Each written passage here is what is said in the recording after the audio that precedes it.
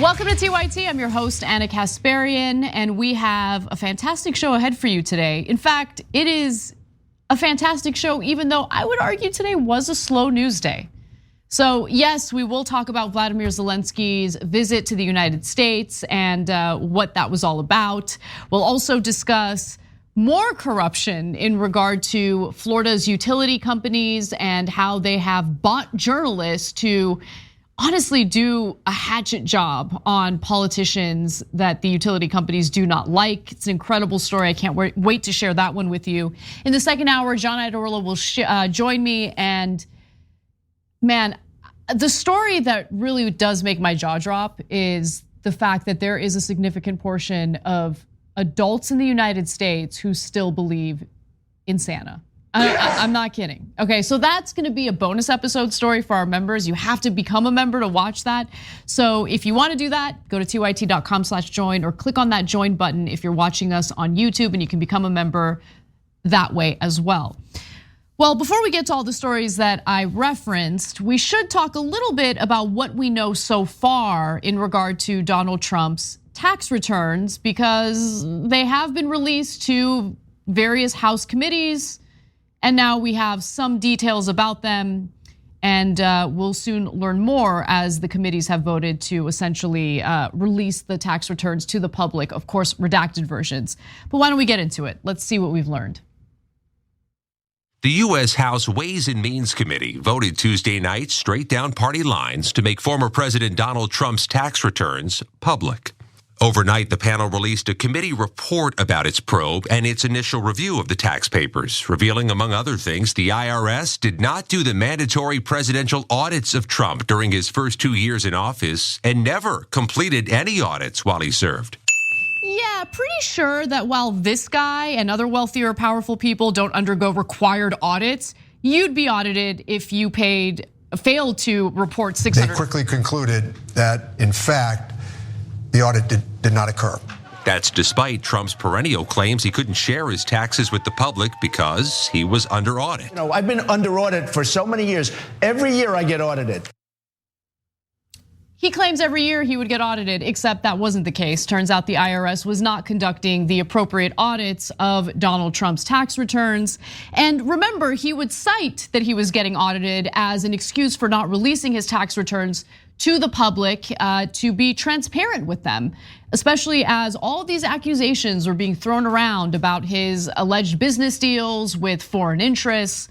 Well, we've learned some other things through the reporting on his tax returns, and keep in mind the only reason why we know these details is because the Supreme Court ruled against Trump. Trump tried to shield the House committees seeking his tax returns from being able to obtain them. That battle went all the way to the Supreme Court, and the Supreme Court said, sorry, Trump, you gotta release your tax returns.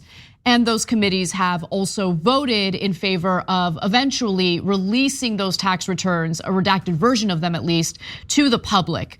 Now, what do we know so far based on the reports? Well, he was very likely taking sketchy tax deductions in order to save on paying federal taxes, and we're gonna get to those juicy details in just a moment.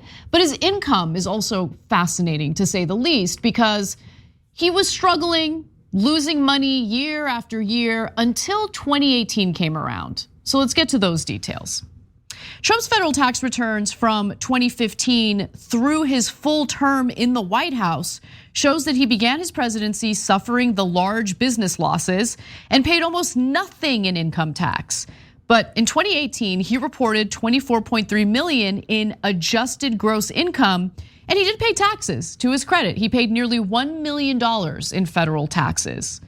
Now, he also made some money in 2019 as well, prior to the pandemic, of course. Trump reported $4.4 million in income in 2019 and paid $133,445 in tax, which seems incredibly low considering the income he brought in that year. But in 2020, Trump reported a loss of 4.8 million and zero income tax. Now, we don't know enough details yet to figure out why it is that he only paid a tiny percentage of his income to federal taxes when he made a considerable amount of money in both 2018 and 2019. You'd have to look at the deductions, and more importantly, you'd have to look into whether those deductions are legal deductions, whether there are receipts, for instance, proving that he spent the money or has the losses that would qualify as tax deductions. And mind you, when it comes to people in certain positions, people with certain wealth, they get to take advantage of deductions that the vast majority of Americans don't. Now, if you have a business, small business on Etsy, for instance, and you fail to report that you made $600 throughout the entire year, you probably will get audited. But for someone like Donald Trump, who was supposed to be audited, that didn't happen.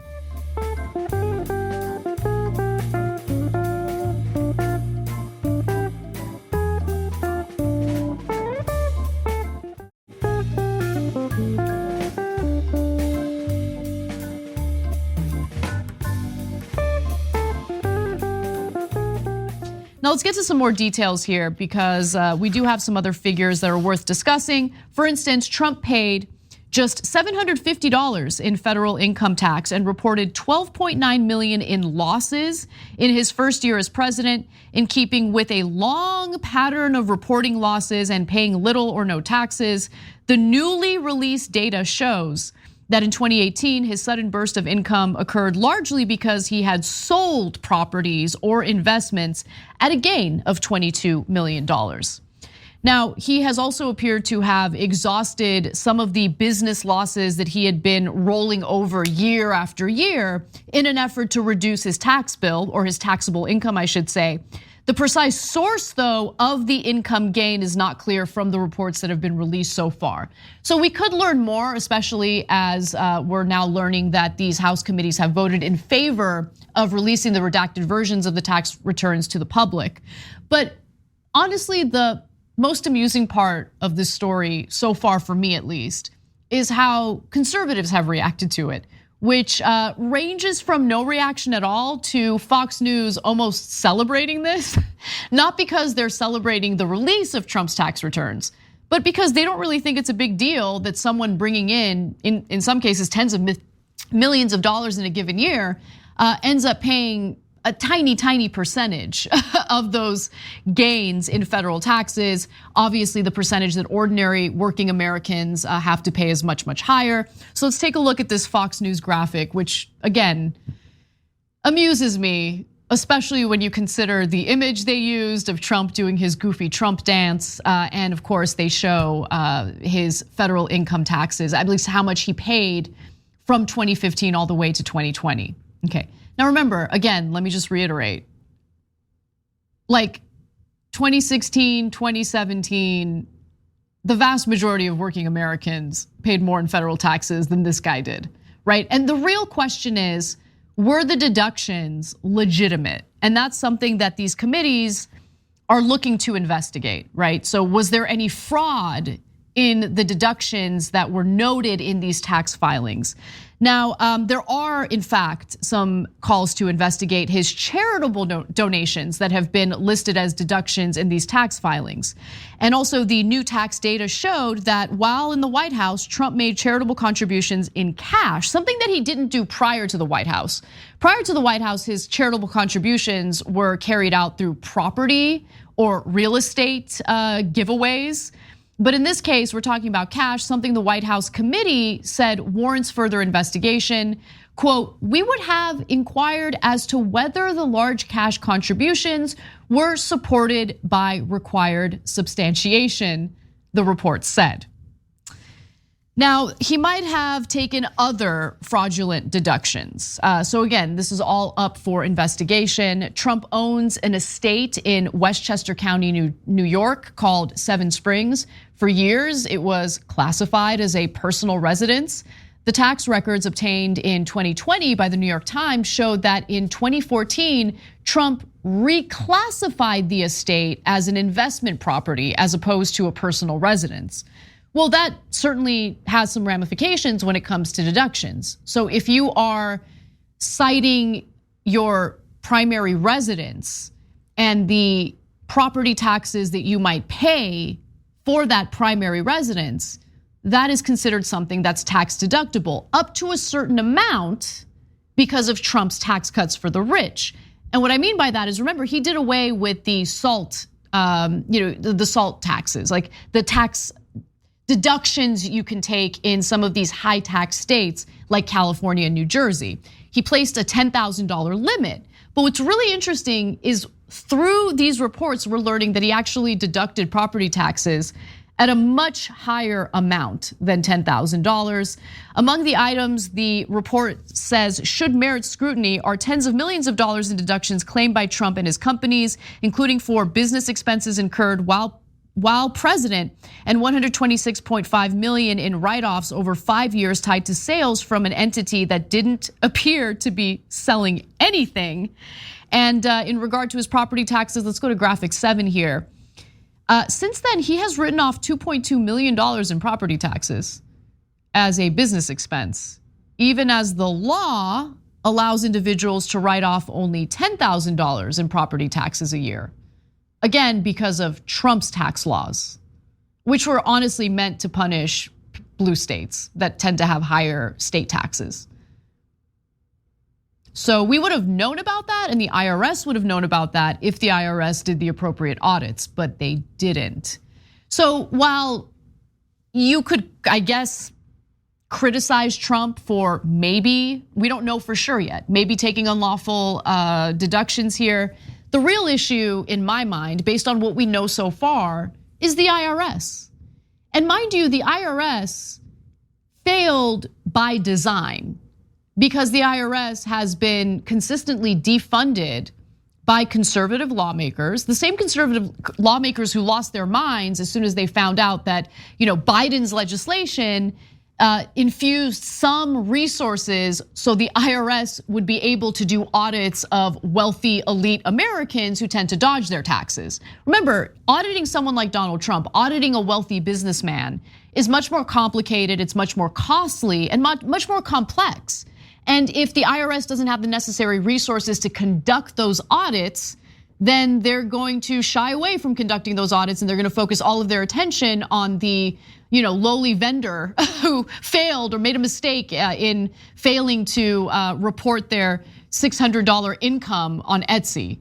And when I say lowly, I'm just talking about the way our government treats ordinary working folks versus elite individuals, wealthy individuals, businessmen who are known to lie, cheat, and look to dodge their taxes.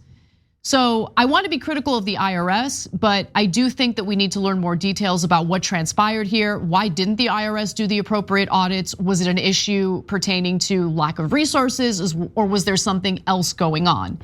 And in regard to Donald Trump and the investigation into the deductions he noted in these tax filings, we'll see what happens. But remember, Alan Weisselberg, the CFO, Chief Financial Officer for the Trump Organization, he was prosecuted for the exact same reason. He was found guilty and he got, honestly, a slap on the wrist.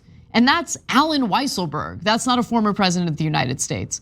So if anyone thinks that this investigation will lead to Trump serving time behind bars, I think you are going to be disappointed. I could be wrong, but I think I'm right. So we'll see how it all plays out. We'll stay on the story and give you more as we learn more. But for now, honestly, nothing really groundbreaking. I'm just gonna keep it real with you guys. I'm not gonna sensationalize this and make it seem like it's the biggest news story in the day. We still have a lot to learn, I think.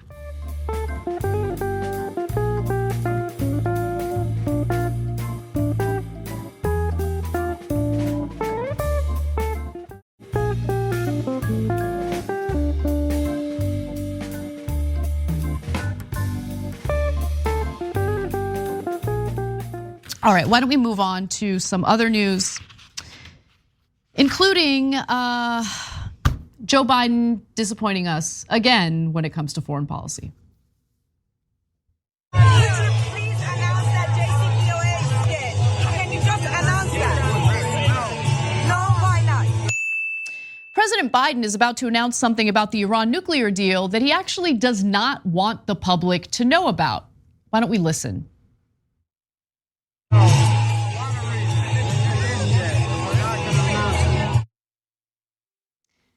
That's right. Joe Biden admitted while he was being filmed that the Iran nuclear deal, the same Iran nuclear deal he claimed he was going to renegotiate and re-enter with Iran, is dead. He's acknowledging it. But what was also telling about his statement there was that the White House isn't going to announce it.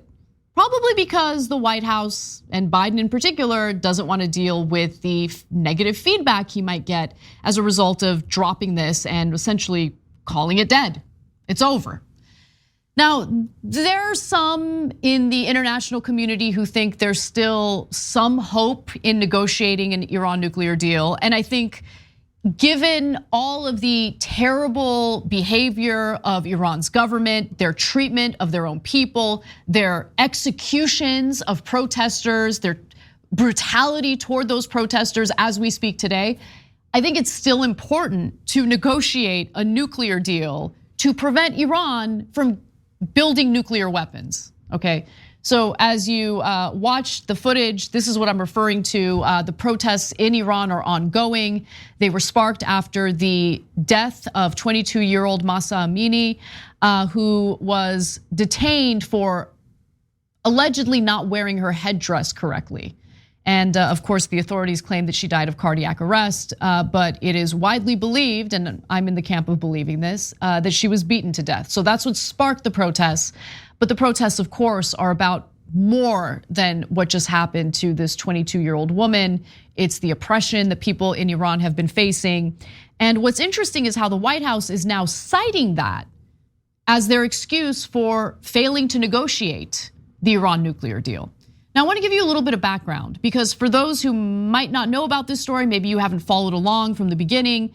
Back in 2015, during the Obama administration, the administration did something that I would argue was successful, something that was good. They negotiated with Iran, and it wasn't just between the United States and Iran. Other countries were involved in these negotiations, and they came up with an agreement that included oversight to ensure that Iran was not enriching uranium and was not building nuclear weapons. That was, again, one area of success in the Obama administration. Now, Donald Trump comes in and he rips it up. Even though there were safeguards in place, even though there was oversight, even though Iran was keeping up with their side of the deal, Trump comes in, rips up the Iran nuclear deal, implements crippling sanctions that have mostly impacted ordinary people in Iran. And that led the way. It allowed for Iran to go back to enriching uranium, which is what we don't want. Am I correct about that? I mean, we don't want that. So Iran might be involved in other behavior that we don't like. Let's keep it real. There are proxy wars. Yemen is an example. Syria is another example. The United States doesn't get along with Iran. Our top ally, Israel, can't stand Iran and really sees Iran as a massive threat and hated the Iran nuclear deal from the very beginning, even though it did exactly what it was supposed to do. And so what's the update? What are we actually hearing from the Pentagon and members of Biden's administration on this issue? Is this really dead? Is there no hope for an agreement, some sort of negotiation to ensure that Iran goes back to a deal where they're no longer developing nuclear weapons? Well, John Kirby, who is Biden's National Security Council coordinator for strategic communications, said this: the Joint Comprehensive Plan of Action, again, that's the Iran nuclear deal, is just not our focus right now. And it's not on our agenda. We simply don't see a deal coming together anytime soon while Iran, and here's the excuse, continues to kill its own citizens and sells UAVs to Russia. There is no progress happening with respect to the Iran deal now. We don't anticipate any progress anytime in the near future. That's just not our focus. I mean, it doesn't surprise me that it's not their focus, because preventing Iran from developing nuclear weapons leads to actual peace, and it leads to a little more security in that region of the world. And defense contractors don't like that. They really, really don't. But this goes beyond defense contractors, and I think that's an important element to this story. Now, Benjamin Netanyahu and the government of Israel was livid with the Obama administration and the international community for agreeing to this deal with Iran. And they see Iran as a major threat. I would venture to say that Iran is definitely a bigger threat if we know that they're developing nuclear weapons. And with that agreement in place, and with the oversight that came along with it, we knew that Iran was not developing nuclear weapons.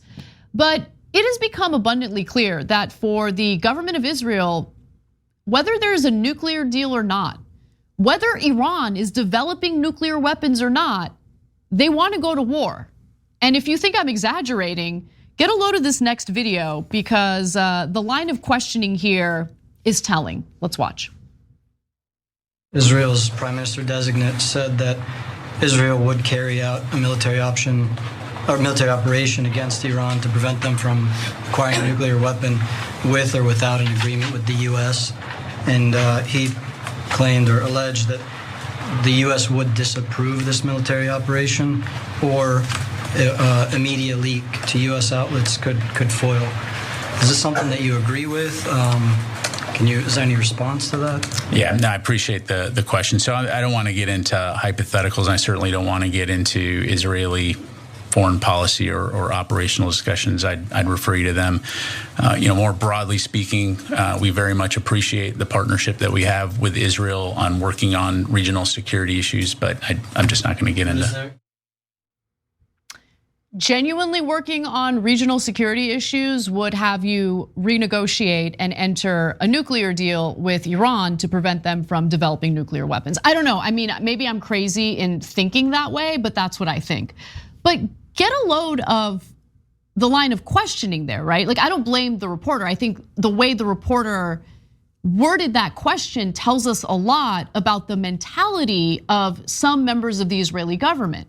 Because for them, they want to do military operations against Iran anyway. They don't care. And that's offensive, right? That's not defensive. That is escalating toward war, or escalating war with Iran. How does that lead to security? And what is that going to do for the United States, its top ally? It means that we get involved in yet another international conflict, funnel tens of billions, if not hundreds of billions of dollars to that war, as we're doing right now, by the way, with Ukraine. And that doesn't increase security at all. It certainly fattens the pockets of defense contractors, weapons manufacturers. It enriches the military industrial complex. And look, we've been incredibly critical of Iran and its mullahs, its government, its treatment of protesters. My take on re-entering an Iran nuclear deal doesn't take away from that. It is perfectly fine to acknowledge that a government is heinous and terrible to its people, that it is committing egregious acts against its people, while also acknowledging that it's important to maintain stability and security in that region of the world by preventing that particular government from developing nuclear weapons. But it appears that, according to what Biden said on camera, yeah, that's dead. I mean, I know I campaigned on it. I know I gave Trump a lot of grief for ripping up the Iran nuclear deal, but it's a little inconvenient now for me to actually do what I said I was going to do when I was running. And I think that's awful, to say the least.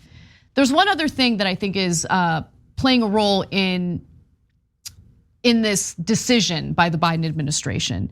So Ryan Costello, who is with the National Iranian American Council, noted this: as for the complicated reasons Biden would not want to formally announce the deal's demise, One is the protests. With the deal in a coma, the United States has been able to rally the international community to press Iran for its abuses, including 2 unprecedented steps at the UN. Now, what he's referring to there is actually good news. So, considering the way Iran is treating protesters right now and considering the threats of execution toward protesters, the UN finally removed Iran from the UN Commission on the Status of Women. I mean, yeah, that makes a lot of sense. That is a good thing that they did. And maybe there is some fear by the Biden administration that if they enter diplomatic talks with Iran in regard to their nuclear weapons development, well, maybe that will dissuade the UN from making these moves. I guess, maybe, I don't know. But the reason why I'm sharing this with you today is because if peace is the actual goal here, or if more importantly, security for other countries in that region is the main goal here, refusing to enter a nuclear deal with Iran is the antithesis of keeping that region of the world safe. And the fact that they've just kind of given up is pathetic, to say the least. All right, we gotta take a break. When we come back, we've got more news for you guys, including an insane story. We've been kind of on this media corruption, trend lately. This story is gonna blow you away. It has to do with a veteran ABC News freelancer and how she was essentially paid to do a hit job on a candidate in Florida. We've got that story and more coming right up. Woo! Get some! Ice cream.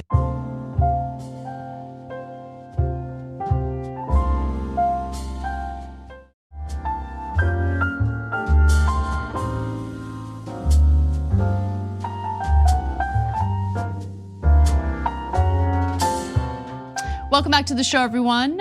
I've got a lot more comments, especially when it comes to Trump's taxes. So I want to read a few more here, starting with YWD Warner, who's a member on YouTube.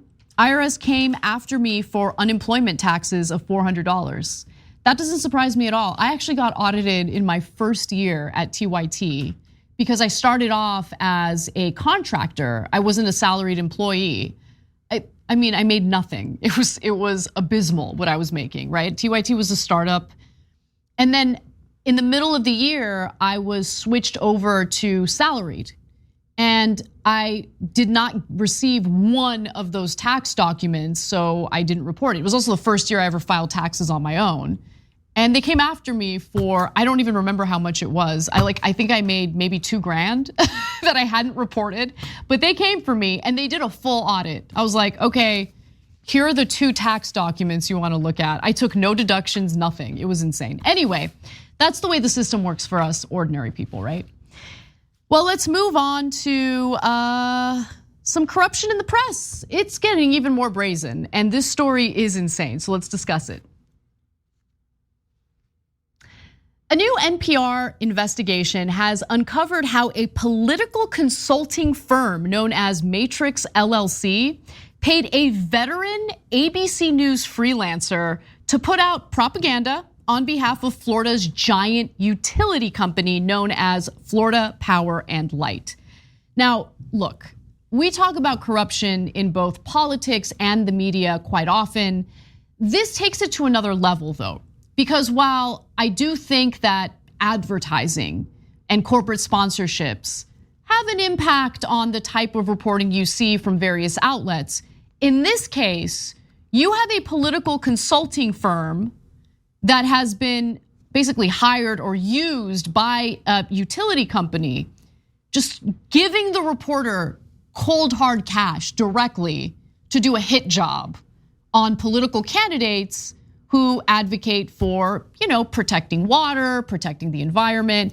And it's amazing because these stories mostly focus on conservative Republicans because we are talking about Florida after all. So let's get to the details here.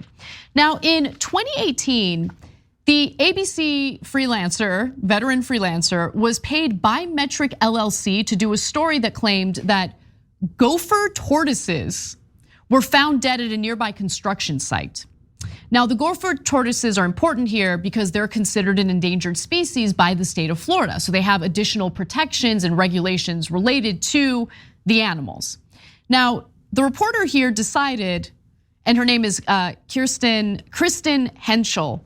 She decided to show up to a debate that a particular political candidate that was targeted by the utility company, allegedly, was debating at.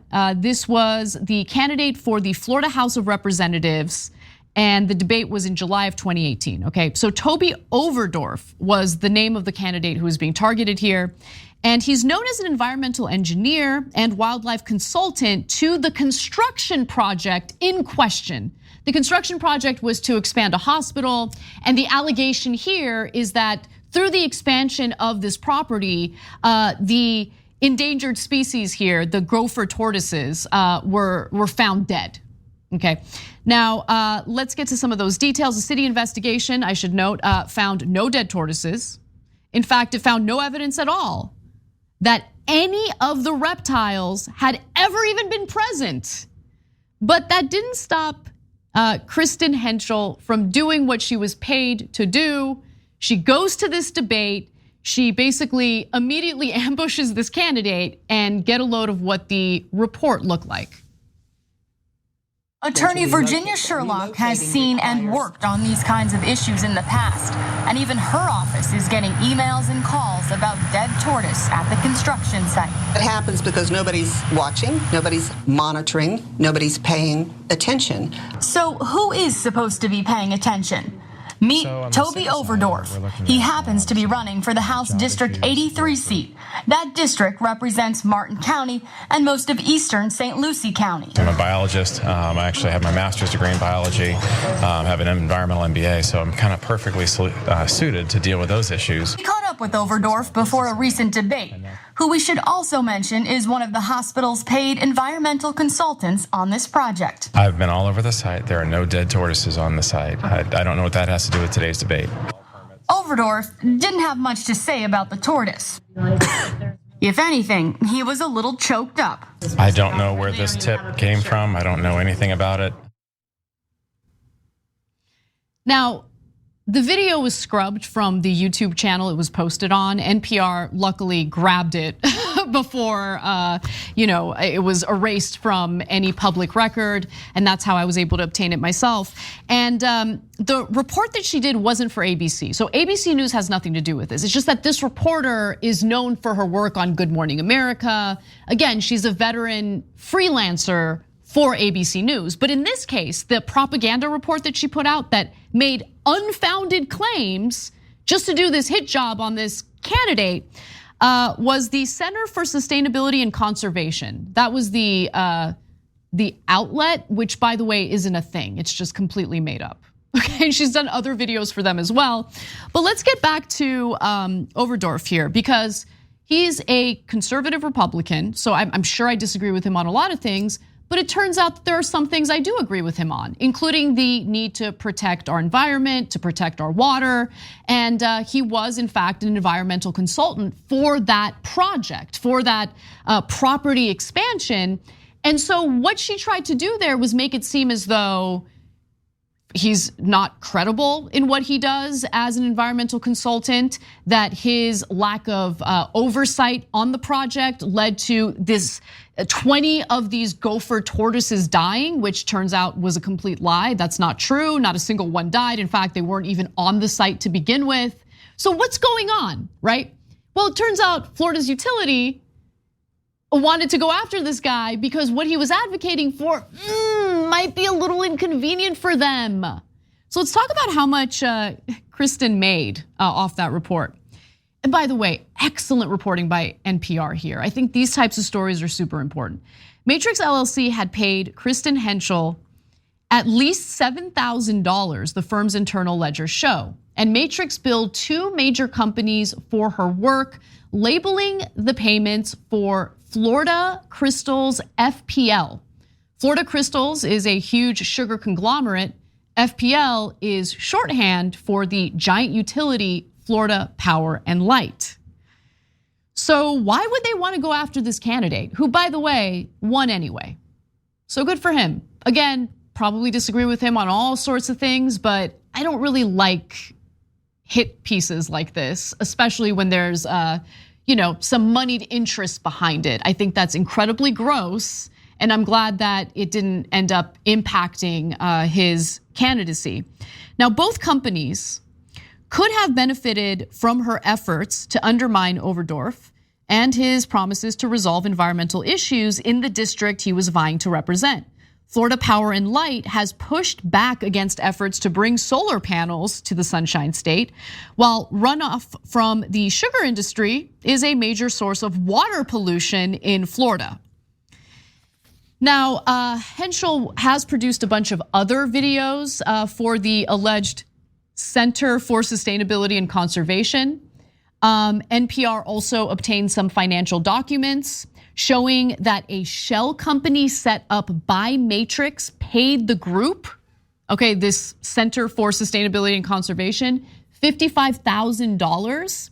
Its online presence, by the way, deleted as soon as NPR reporters started asking some questions. Gee, I wonder why. But they were smart enough to make a copy of the footage and the videos and all of that prior to them scrubbing the web. See, that's the thing about the internet. What you post on there typically stays there forever, whether you think it does or not. Now, Henschel has also gone after US Representative Brian Mast of Florida. Again, another politician that I've got no love for. But you've got to go after politicians for legitimate reasons. You can't just make things up or go after them specifically because you're a paid journalist by utility companies that want to destroy the politician. And that's what happened here, I think, based on the reporting. Now, NPR doesn't go so far as to make that specific claim, but I am going to say that I believe that is what's going on here.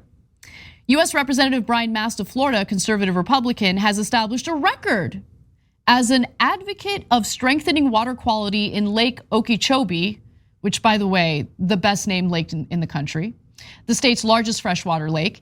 He has introduced 4 pieces of legislation to address toxic algae blooms there. And she chased him down as well and decided during a fundraiser he was at in 2020 to ask him about offensive social media posts that had surfaced earlier that he had already apologized for and had already been adjudicated, but she just decided to focus her line of questioning on that. The conservative Florida news site, The Capitalist, which, by the way, is also part of Matrix LLC and this whole media nonsense, called Mast's water proposals extreme and urged readers to vote for his Democratic opponent. Matrix had previously funneled The Capitalist nearly $200,000 from Florida Power and Light, the firm's invoices show.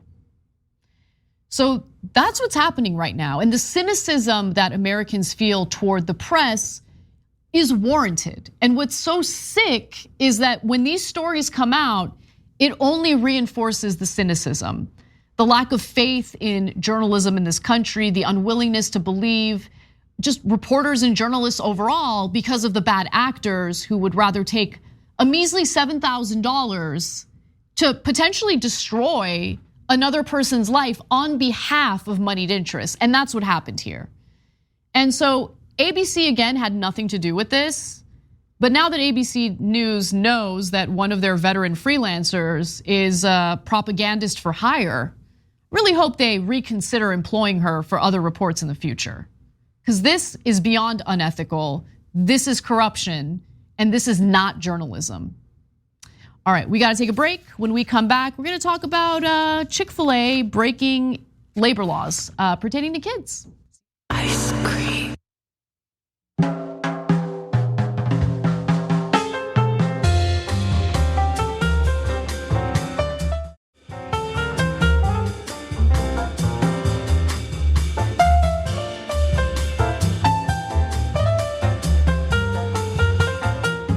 Welcome back to the show, everyone.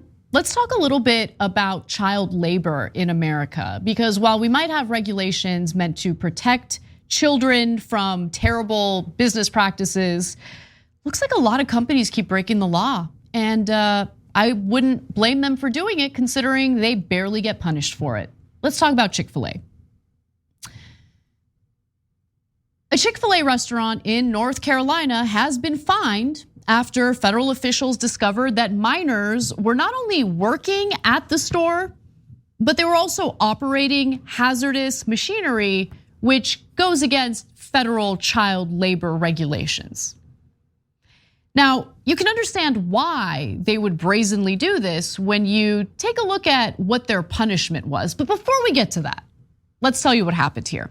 So the Department of Labor released a press release on this matter, on this specific issue.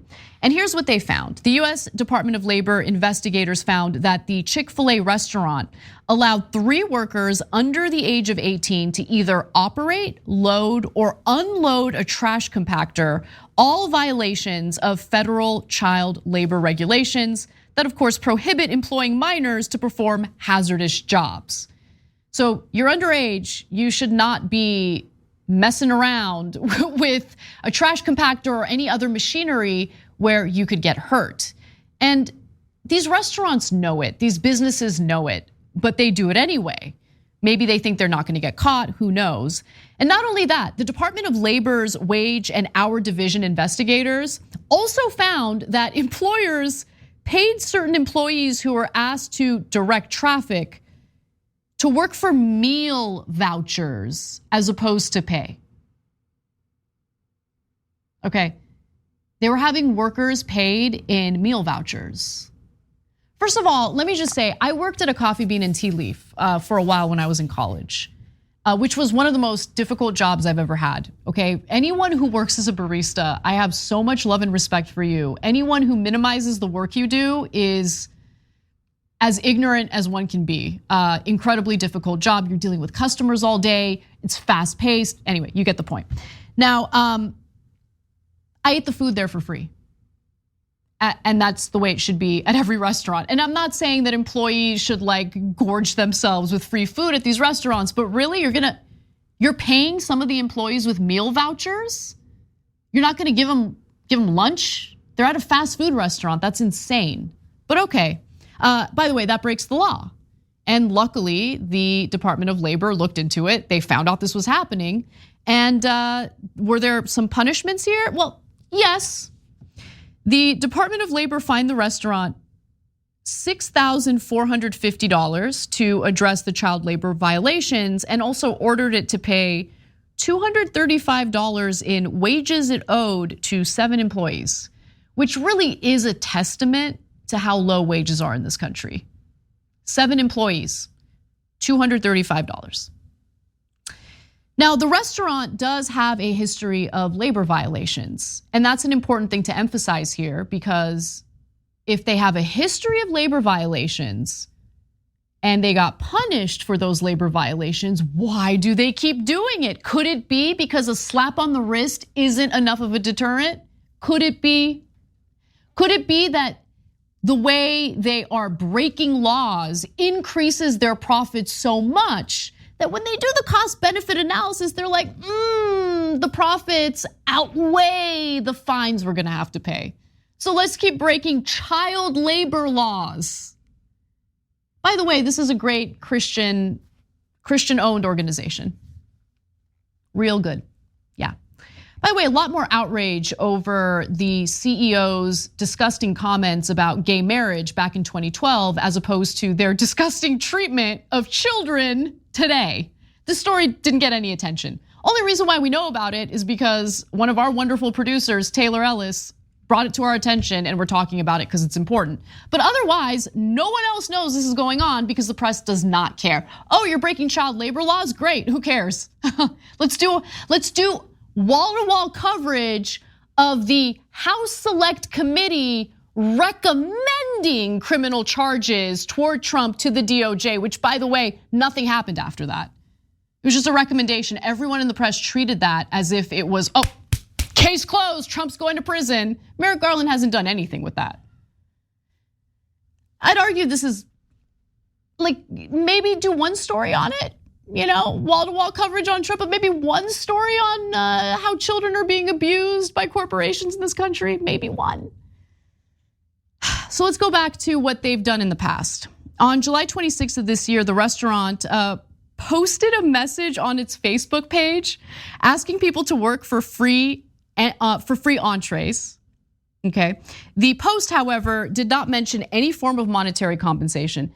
They're like, yeah, we need workers, but we don't want to pay people. So why don't we like put out a notice for volunteers? Except, yeah, that's against the law too, which is why they eventually deleted that post. After the original post was removed, the restaurant sent out a follow-up message that said multiple people signed up to volunteer, and people who sign up for this choose it voluntarily.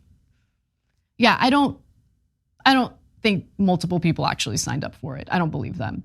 By the way, it's still super tight labor market, and a lot of these companies are having a difficult time finding workers who are willing to work for them. And if their solution is to like devolve further and try to find people who are willing to work for free, they'd be mistaken. It's not gonna close the gap. Maybe you need to rethink the way you're treating your employees.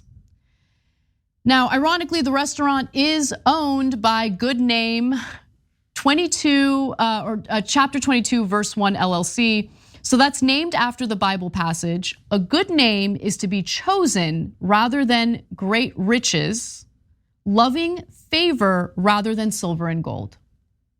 But that fiduciary responsibility, man, you got the investors.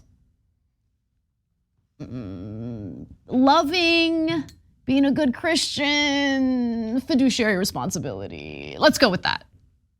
Even if it means breaking child labor laws and putting literal minors in a dangerous position with dangerous machinery. That's America for you. All right, I think we should probably talk about Volodymyr Zelensky, and we will. I want to take a break though, take a little bit of a breather, and we'll discuss it with John Iadarola in the next hour. We'll see you then.